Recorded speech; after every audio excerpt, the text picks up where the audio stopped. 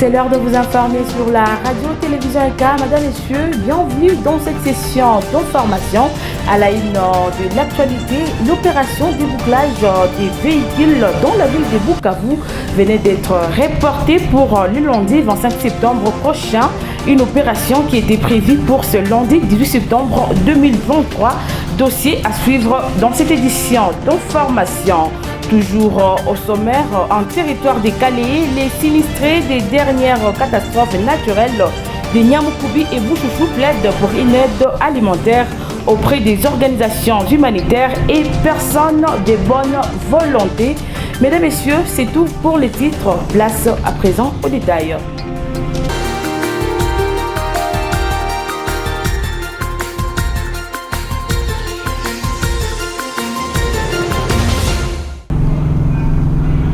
Comme je l'ai annoncé au sommaire de cette session d'information, les sinistrés des dernières catastrophes naturelles de Bouchouchou et Niamoukoumi dans les territoires des Calais plaident pour une aide alimentaire auprès des organisations humanitaires et de personnes de bonne volonté, à part les intempéries auxquelles ils font face, surtout en cette période pluvieuse. Ces sinistrés n'ont pas aussi de quoi manger. Suivez ces reportages des Prisca Biamungu. À Mouchonezo, en groupement d'Embinga Sud, où ces familles vivent dans des maisons de fortune, c'est un climat de désespoir qui y règne. Ces familles qui avaient tout perdu tentent de se ressaisir et reprendre une vie normale. Mais une chose qui va leur prendre du temps, selon certains sinistrés interrogés sur place par votre chaîne. Ces sinistrés estiment que malgré leur souffrance, trouver à manger leur soulagerait dans un premier temps. Nous menons une vie difficile. Nous passons la nuit dans les maisonnettes de fortune. Nous n'avons pas de quoi manger. Que les personnes de bonne volonté nous viennent en aide. Nous n'avons rien à donner aux enfants. Vraiment, nous n'avons rien. Nous avons besoin de l'assistance.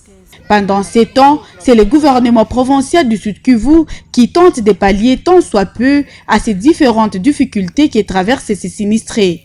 Pas plus tard que le week-end dernier, le directeur des cabinets du gouverneur de province, Jean-Claude Moubalama-Zibona, accompagné de l'administrateur du territoire des Calais, Thomas Zirimwabagabo Bakenga, et son adjoint Archimède Karebois a inspecté les sites où seront délocalisés les sinistrés, un site l'air doté par le gouvernement provincial. Celui-ci met en garde ces personnes qui se font passer pour des sinistrés en voulant occuper des parcelles dans cette concession.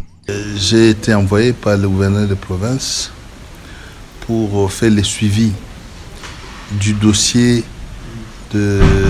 d'octroi des parcelles des sinistrés de Niamoukoumi et Bouchouchou, voir comment ça se passe concrètement, vérifier si les services de cadastre sont en train de borner conformément aux instructions de son Excellence, Monsieur le gouverneur de province, Théon Gwabizekasi, qui tient absolument à ce que les sinistrés obtiennent des parcelles.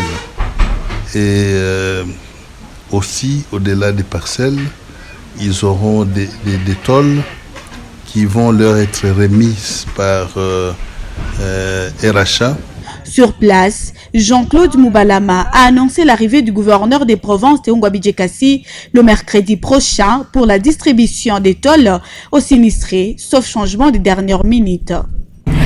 Initialement prévu pour ce lundi 18 septembre 2023, le début de l'opération débouclage des véhicules dans la ville de Bukavu venait d'être reporté pour le lundi 25 septembre prochain. Le ministère provincial des Transports et Voies de Communication qui l'annonce précise que ces reports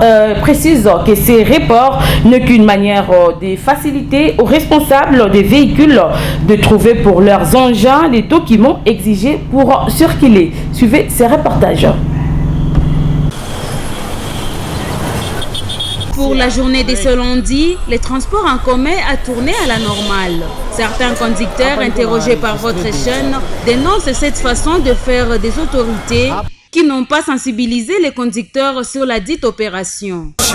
Semaine passée, donc tulisikia rimere kama batafa bouclage batanza bouclage leo lundi. Mais bon ashio juste hatuna information iko juste mais tulifika leo mpaka tunajua bouclage tanza leo.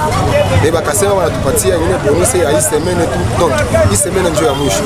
Banaanza bouclage semaine tutaanza. Kwa mimi kama mimi kwanza hapa hivi sikuwa kura kama leo batanza bouclage.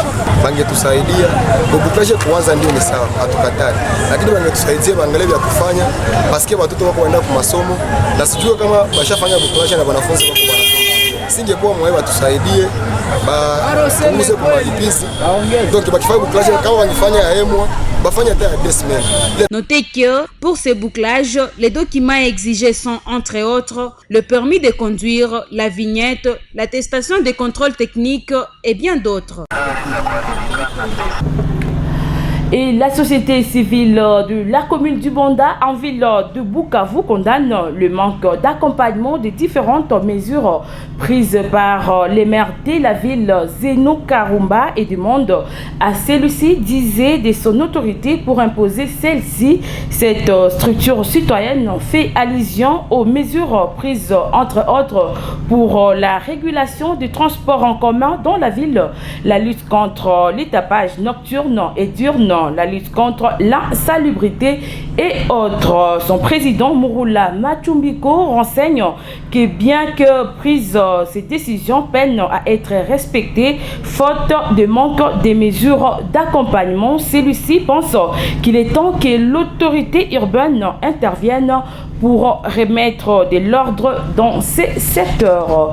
Poursuivons toujours avec cette session d'information. La gestion des déchets reste un casse-tête dans la ville de Bukavu, alors que la mairie de Bukavu venait de demander au ménage de s'affilier aux associations d'évacuation des déchets pour assainir la ville de Bukavu. Les habitants peinent à adhérer à cette philosophie. Depuis le premier pluie qui venait de tomber, il a constaté que Bukavu ressemble à tout sauf à une ville. Tous les caniveaux sont bouchés, tous les égouts sont bouchés et les déchets se sont déversés sur les chaussées. Nous nous posons des questions pourquoi ça. Au moment où nous, en tant que citoyens, nous avons eu à alerter pendant la saison sèche, malheureusement les autorités concernées n'ont rien fait. Et la situation que nous traversons aujourd'hui prouve à cette urgence que nous avons toujours connu des dirigeants qui ne savent pas dans quoi ils sont. Ce qui est la responsabilité est partagée, mais à de différents degrés. Parce qu'il y a aussi la part de la population qui jette des déchets dans des caniveaux. Ça doit être aussi puni. Et la population profite de l'absence des dirigeants responsables à l'antenne de leurs responsabilités. Voilà les conséquences. Nous demandons au maire de la ville de doter les moyens à l'OVD ou les bourgmestres des communes pour que l'OVD puisse déboucher ces caniveaux ainsi que ces égouts, afin de permettre à l'eau d'écouler facilement vers les lacs. Parlant éducation, dans cette session d'information, les taux de réussite à l'examen d'État, édition 2022-2023 dans la province éducationnelle Sud Kivu 1, entendez par là la ville de Bukavu, les territoires d'Idjui, Kalehe, Walungu et Kabare est de 55%, contrairement à l'année scolaire passée. Les taux de réussite pour cette édition est satisfaisante selon Bissimwa Batandi, président national de l'Association nationale des parents d'élèves et d'étudiants du Congo au Sud Kivu et membre du comité national de supervision des épreuves de l'examen d'État. En séjour dans la capitale Kinshasa, celui-ci félicite le finaliste de l'édition 2022-2023 tout en demandant aux élèves finalistes de l'année en cours de se mettre au travail pour faire aussi mieux. Il salue en outre l'implication de l'inspecteur principal, de l'inspecteur provincial principal du Sud Kivu 1, Jean-Marie Moyessi, qui a facilité cette réussite en sensibilisant les parties prenantes sur un travail bien fait.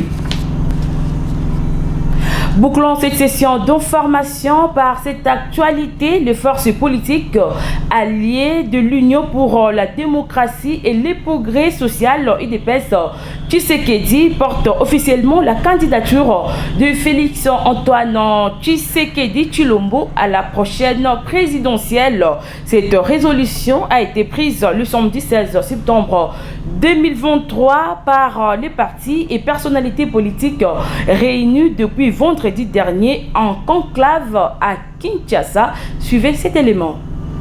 Ces choix à l'unanimité qui composent ces regroupements a été dévoilé en présence notamment du secrétaire général du parti présidentiel Augustin Kabouya. Ces regroupements dirigés par Élisée Bokoumwana, vice-ministre du budget et coordonnateur général, et le professeur maître Claude Nyamugabo, coordonnateur adjoint du FPAI, ambitionnent de porter l'actuel chef de l'État pour un second mandat à l'issue de la présidentielle de décembre. L'autre résolution de ces conclaves et le soutien à la vision du chef de l'État à la tête de la République démocratique du Congo. Notons que cette résolution a été prise à 3 mois des élections générales et à 2 mois du début de la campagne électorale en République démocratique du Congo.